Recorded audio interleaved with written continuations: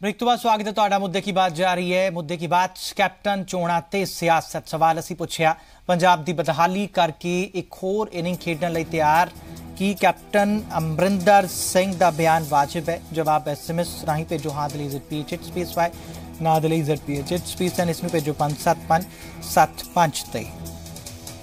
Live call दा वेला आ गया है। पहले कॉलर ने साडे नाल मनजीत ने मौका तो मनजीत की है तुहाडी राय? हाँ जी, मैं ये कहना चाहना है भी कैप्टन साहब ਜਿਹੜੇ ਹੈਗੇ ਪਹਿਲੀ ਵਾਰ ਨਹੀਂ ਬਦਲੇ।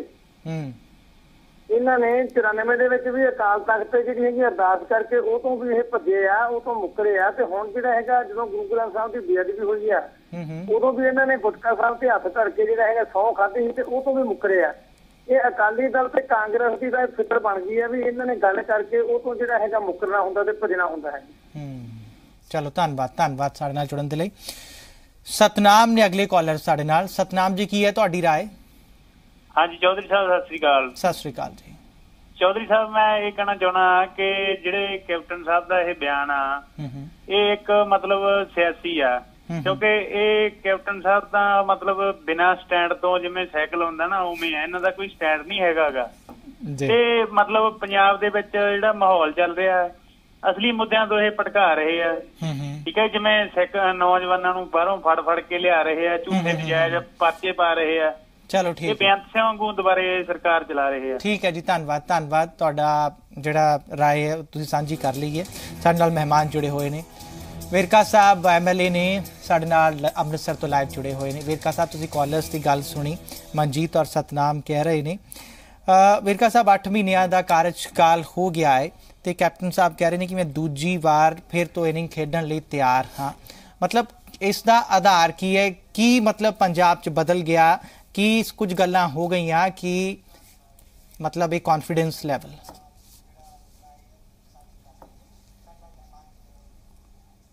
देखो मैं एक गल कह रहा कि कैप्टन साहब का जिहड़ा बयान है पंजाब दे लोकां लई शुभ संकेत है। मैं एक गल कह रहा कैप्टन साहब की योग अगवाही नूं लोकां ने एक्सेप्ट किया है और एक कॉलर ने गुटका साहब वाली गल कीती है वो पंजाब दे लोकां ने कैप्टन भाई गल सुन लो। मैं गुटका साहब का जवाब सवाल कर लेना, मैं जवाब दे लूंगा तेनों, फिक्र ना करो।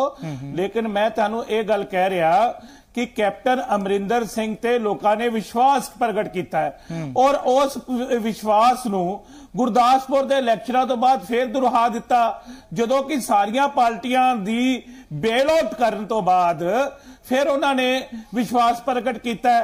भाई जेकर लोकतंत्र के अंदर लोग ही तो फैसला करते हैं ना भाई ये लोगों ने हुण तक तो कैप्टन अमरिंदर सिंह की अगवाई नूं एक्सेप्ट किया होया।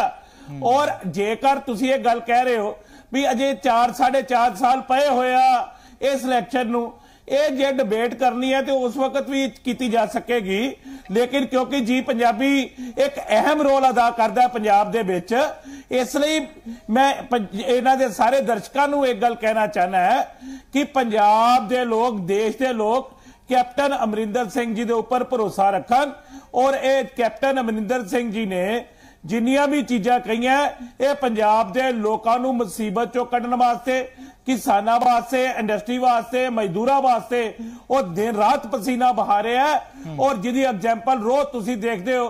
और विरोधी पार्टियां दा काम है गल कहनी, वो कहन उन्हां दा स्वागत है। चलो विरोधी पार्टियां को चलते हैं। बैंस साहब कुछ कहना चाहते थे। बैंस साहब साधु सिंह धर्मसोत कह रहे हैं लोगों की डिमांड है, कुछ इन फाइटिंग की भी गल हो रही है, जिवें बादल साहब सुखबीर बादल साहब कह रहे सी कि इस बयान के पिछे इनिंग वाले बयान के पिछे अगली इनिंग के बयान पिछे कोई वेव वाली गल है, जिवें कि हुण वेरका साहब कह रहे हैं गुरदासपुर बाई इलैक्शन ने फिर एग्जाम्पल एवें दियां दसते ने, तुहाडे की विचार ने? देखो पहला तो मैं माफ़ी मंगता वेरका साहब तो जे कोई मेरे तो उच्ची नीवी बोली गई है, मेरा कोई इदा नहीं सीगा। वेरका साहब बड़े ही शांत सुभाव के बंदे ने, बड़े सियाने सुलझे हुए बंदे ने। सो इन्हों वालों इदा की गल करनी कि शर्म आनी चाहिए है, आना चाहिए, तो मैं दुख जा होंदा। कोई होर कहे कोई गल नहीं, वेरका साहब मैं बहुत ज़्यादा इन्हों का रिस्पैक्ट करदा, तो कोई हो सकता मेरे तो ही कोई गलती हुई होगी जिस तरह कहना पै गया। वापस लेना, चलो उस गल छड्ड दिया, लेकिन जिहड़ी गुरदासपुर दी गल करदे हैं वापस लेना ਨਹੀਂ ਚਲੋ so nice of you, thank you ਜੀ। ਤੁਹਾਨੂੰ ਤਾਂ ਬਹੁਤ ਵੱਡੀਆਂ ਉਮੀਦਾਂ ਮੇਰੀਆਂ, ਤੁਹਾਨੂੰ ਪਤਾ ਹੀ ਹੈ ਮੈਂ ਤੁਹਾਨੂੰ ਕਿੰਨਾ ਰਿਸਪੈਕਟ ਕਰਦਾ ਤੁਹਾਡੀ।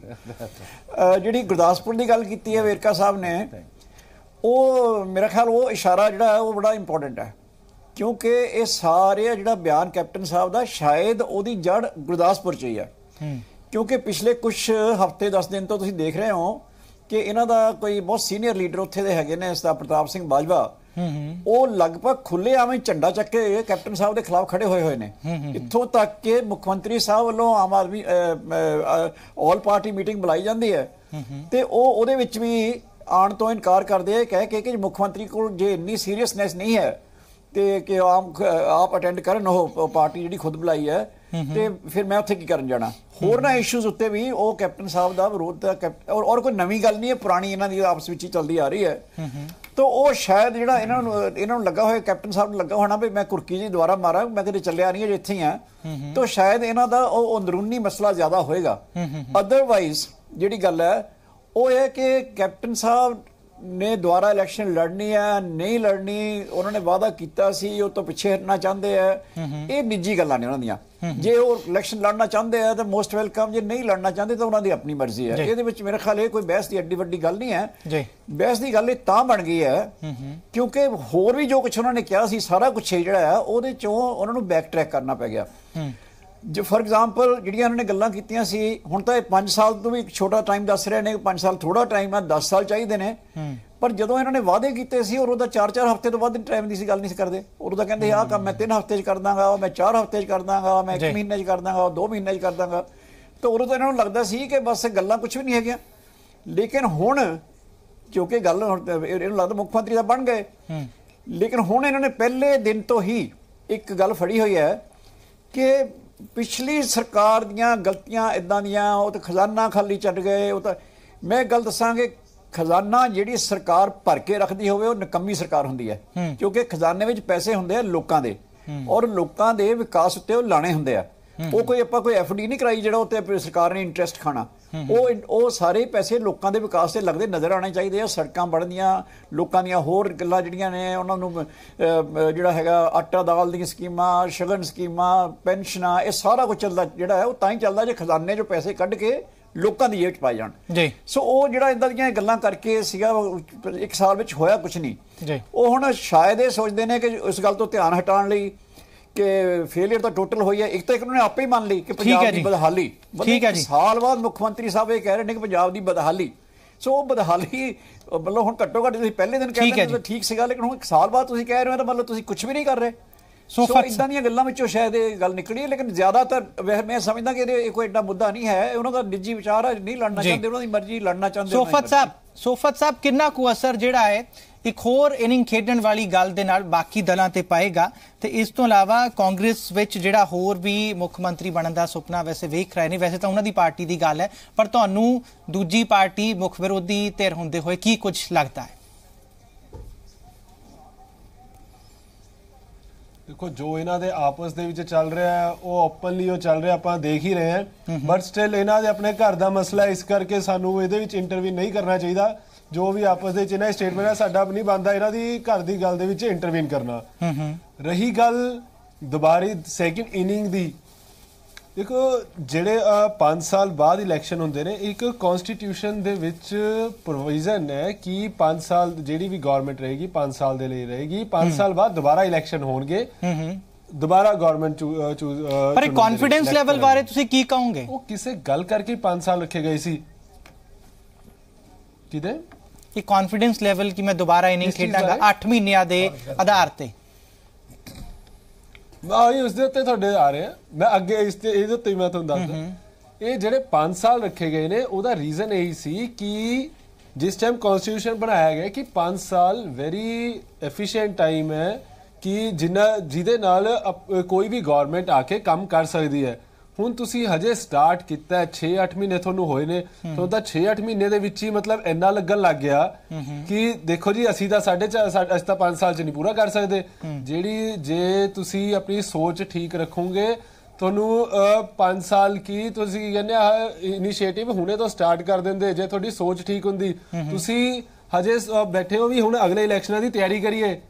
ਇਹ ਅਗਲੇ ਇਲੈਕਸ਼ਨਾਂ ਦੀ ਤਿਆਰੀ ਸ਼ੁਰੂ ਕਰਤੀ ਇਹਨਾਂ ਨੇ ਕਿ ਕੋਈ ਗੱਲ ਨਹੀਂ ਇਸੇ ਮੁੱਦੇ ਦੇ ਉੱਤੇ ਇਲੈਕਸ਼ਨ ਲੜਿਆ ਸੀ ਵੀ ਮੇਰਾ ਆਖਰੀ ਚੁਣਾਵ ਵੀ ਮੇਰਾ ਆਖਰੀ ਇਲੈਕਸ਼ਨ ਹੈ, ਹੁਣ ਦੁਬਾਰਾ ਫਿਰ ਨਵਾਂ ਅਗਲੇ ਲਈ ਇੱਕ ਜੁਮਲਾ ਤਾਂ ਦੁਬਾਰਾ ਨੈਕਸਟ ਇਲੈਕਸ਼ਨ ਲਈ ਤਿਆਰ ਹੋ ਗਿਆ ਕਿ ਇਹ ਮੇਰਾ ਆਖਰੀ ਇਲੈਕਸ਼ਨ ਹੈ। ਚਲੋ ਤੁਸੀਂ ਜੁਮਲਿਆਂ ਦੀ ਗੱਲ ਕਰ ਰਹੇ ਹੋ, ਰਹੀ ਗੱਲ ਕੌਨਫੀਡੈਂਸ ਦੀ, ਉਹ ਤਾਂ ਜਦੋਂ ਸਾਨੂੰ ਹਾਂਜੀ ਜਲਦੀ ਦੇ ਨਾਲ ਕਹਿ ਦਿਓ, ਜਦੋਂ ਉਸ ਅਗਲਾ ਇਲੈਕਸ਼ਨ ਆਣਾ ਹੈ, ਇਹਨਾਂ ਦੀ ਡਿਵੈਲਪਮੈਂਟ ਜੇ ਕਰਨਗੇ ਲੋਕ ਚੁਣਨਗੇ, ਇਹ ਤਾਂ ਕਹਿਣ ਵਾਲੇ ਅਜੇ ਕੁਝ ਹੁੰਦੇ ਨਹੀਂ, ਮੈਨੂੰ ਸੈਕਿੰਡ ਇਨਿੰਗ ਚਾਹੀਦੀ ਹੈ, ਇਹ ਇਹਨਾਂ ਦਾ ਆਪਣਾ ਜੇ ਡਿਵੈਲਪਮੈਂਟ ਕਰਨਗੇ ਲੋਕ ਦੇਖਣਗੇ ਦੁਬਾਰਾ ਵੋਟਾਂ ਪਾ ਦੇਣਗੇ, ਨਹੀਂ ਤਾਂ ਜਿਵੇਂ ਗਰੇਵਾਲ ਸਾਹਿਬ ਨੇ ਕਿਹਾ 7 ਸੀਟਾਂ ਨਹੀਂ ਆਉਂਦੀਆਂ, ਮੇ ਵੀ ਇਹ ਤੋਂ ਵੀ ਘੱਟ ਰਹਿ ਜਾਣ। ਠੀਕ ਹੈ ਜੀ, ਠੀਕ ਹੈ। ਗਰੇਵਾਲ ਸਾਹਿਬ, ਇਸ ਕੌਨਫੀਡੈਂਸ ਲੈਵਲ ਬਾਰੇ ਤੁਸੀਂ ਕੀ ਕਹੋਗੇ ਔਰ ਜਿਹੜੀ ਇਹ ਬਿਆਨ ਆਇਆ ਵਿਰੋਧੀ ਦਲਾਂ ਤੇ ਇਸ ਦਾ ਕਿੰਨਾ ਕੁ ਅਸਰ ਪਏਗਾ? ਇਸ ਤਰ੍ਹਾਂ ਸ਼ਰਮਿਤ ਜੀ, ਪਹਿਲਾਂ ਤਾਂ ਮੈਂ ਇਹ ਦੱਸਣਾ ਚਾਹੁੰਦਾ ਕਿ ਕਾਂਗਰਸ ਸੱਤਾ ਤੇ ਰਾਜ ਕਰਦੀ ਪਾਰਟੀ ਆ ਪੰਜਾਬ 'ਚ। ਹਾਂਜੀ, ਇਹਦੇ ਅੰਦਰੂਨੀ ਮਸਲੇ ਕੀ ਨੇ ਉਹਦੇ ਨਾਲ ਸਾਨੂੰ ਨਹੀਂ ਇੰਟਰਫੇਅਰ ਕਰਨਾ ਚਾਹੀਦਾ, ਇਹਨੇ ਖੁਦ ਚਲਾਉਣੇ ਆ, ਪਰ ਉਹ ਪੰਜਾਬ ਨੂੰ ਪ੍ਰਭਾਵਿਤ ਕਰਨਗੇ ਕਿਉਂਕਿ ਸੱਤਾ ਧਿਰ ਹੈਗੀ ਆ, ਇਸ ਲਈ ਮੈਂ ਇਹਦੇ ਤੇ ਕਮੈਂਟਸ ਕਰੂੰਗਾ।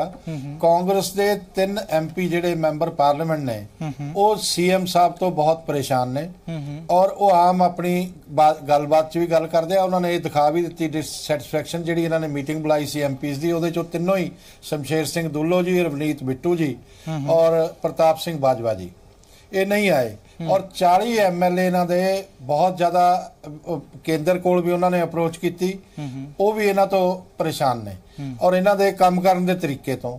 ਔਰ ਦੂਸਰਾ ਕੀ ਹੈ, ਇਹਨਾਂ ਦਾ ਸੁਭਾਅ ਆਮ ਜਨਤਾ ਨਾਲ ਬਹੁਤ ਘੱਟ ਮਿਲਦੇ ਆ, ਵਰਕਰਾਂ ਨਾਲ ਤਾਂ ਕੀ ਮਿਲਣਾ ਜਦੋਂ ਜਨਤਾ ਨਾਲ ਨਹੀਂ ਮਿਲਣਾ, ਤੇ ਉਹਦੇ 'ਚ ਇਹ ਦਿੱਲੀ ਤੋਂ ਔਰ ਹਿਮਾਚਲ ਤੋਂ ਪੰਜਾਬ ਦੀ ਧਰਤੀ ਤੇ ਉੱਤਰ ਆਉਣ, ਇਸ ਦੀ ਵੀ ਅਸੀਂ ਉਮੀਦ ਕਰਦੇ ਹਾਂ ਕਿਉਂਕਿ ਉਹਦੇ ਨਾਲ ਪ੍ਰਸ਼ਾਸਨ ਠੀਕ ਹੁੰਦਾ।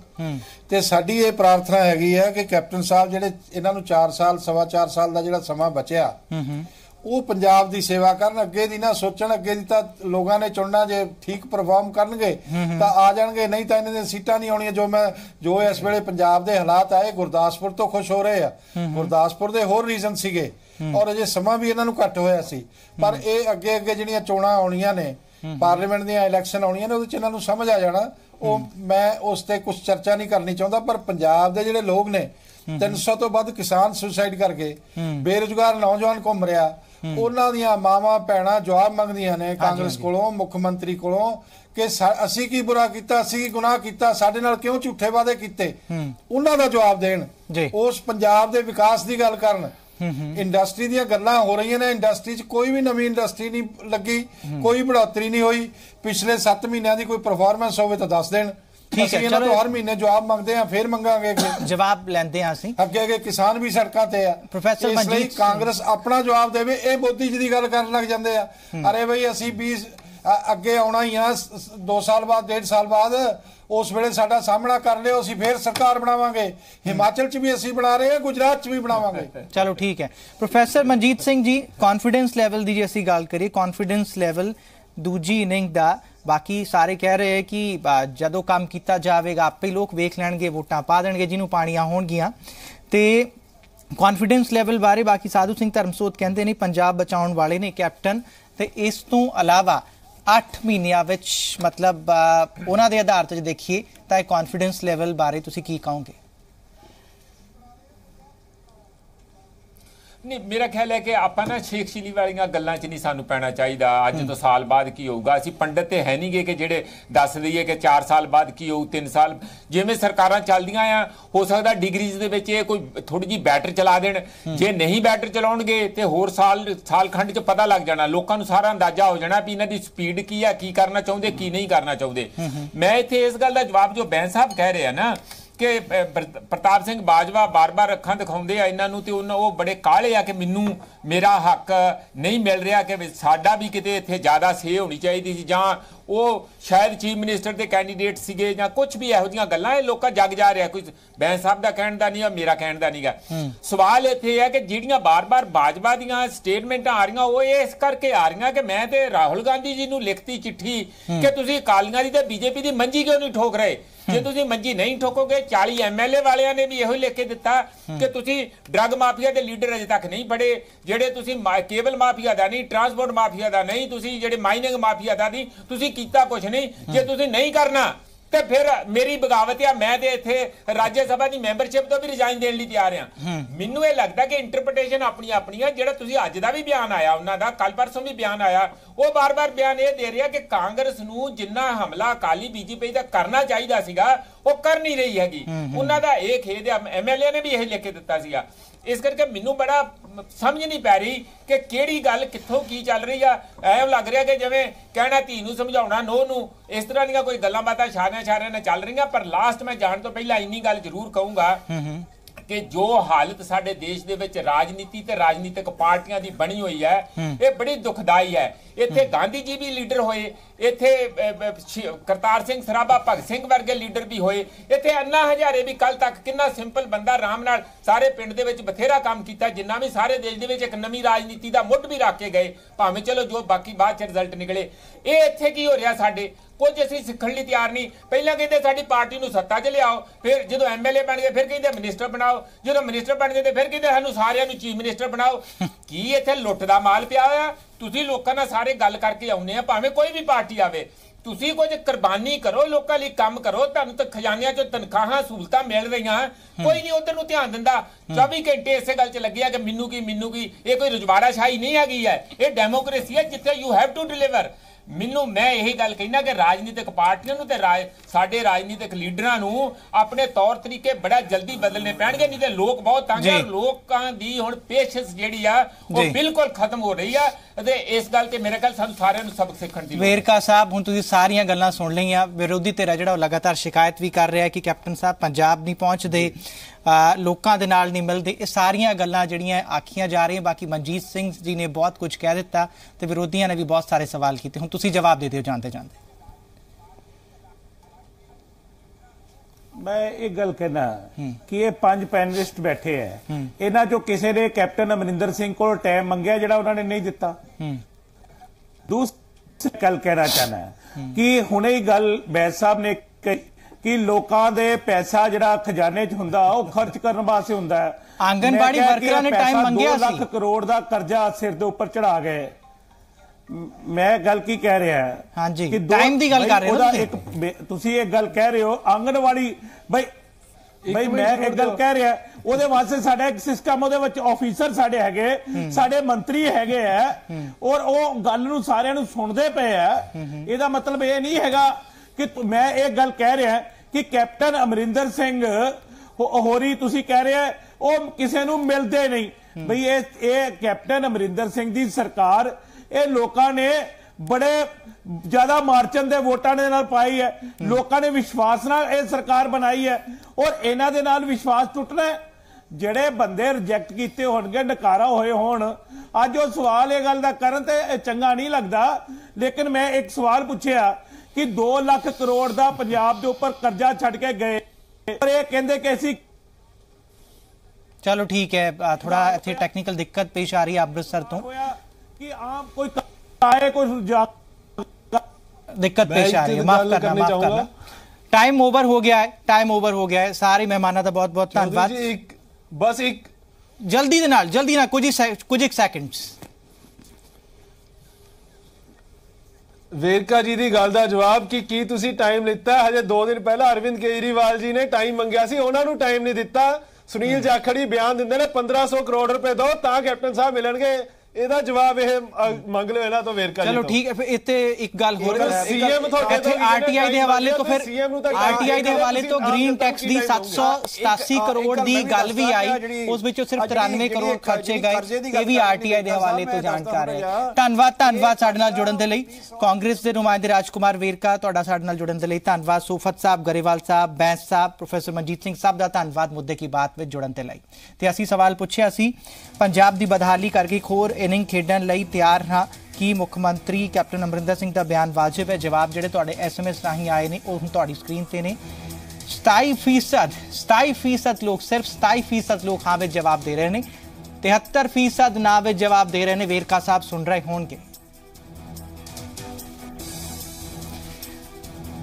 ਸਵਾਲ ਅਸੀਂ ਪੁੱਛਿਆ ਸੀ ਕਿ ਪੰਜਾਬ ਕੈਪਟਨ ਅਮਰਿੰਦਰ ਸਿੰਘ ਨੇ ਜਿਹੜੀ ਸਟੇਟਮੈਂਟ ਦਿੱਤੀ, ਪੰਜਾਬ ਦੀ ਬਦਹਾਲੀ ਕਰਕੇ ਇੱਕ ਹੋਰ ਇਨਿੰਗ ਖੇਡਣ ਲਈ ਤਿਆਰ ਹਾਂ ਕਿ ਮੁੱਖ ਮੰਤਰੀ ਦਾ ਬਿਆਨ ਵਾਜਿਬ ਹੈ। ਇਸ ਦਾ ਆਨਸਰ ਜਿਹੜਾ ਆਇਆ SMS ਰਾਹੀਂ ਉਹ ਹੁਣ ਫਿਰ ਤੋਂ ਇੱਕ ਵਾਰ ਸਕਰੀਨ ਤੇ ਹੋਵੇਗਾ। हाँ ਦੇ ਵਿੱਚ ਸਿਰਫ 27%, ਨਾ ਵਿੱਚ 73%। पंजाब सरकार और कैप्टन अमरिंदर सिंह कांग्रेस सुन रही होगी।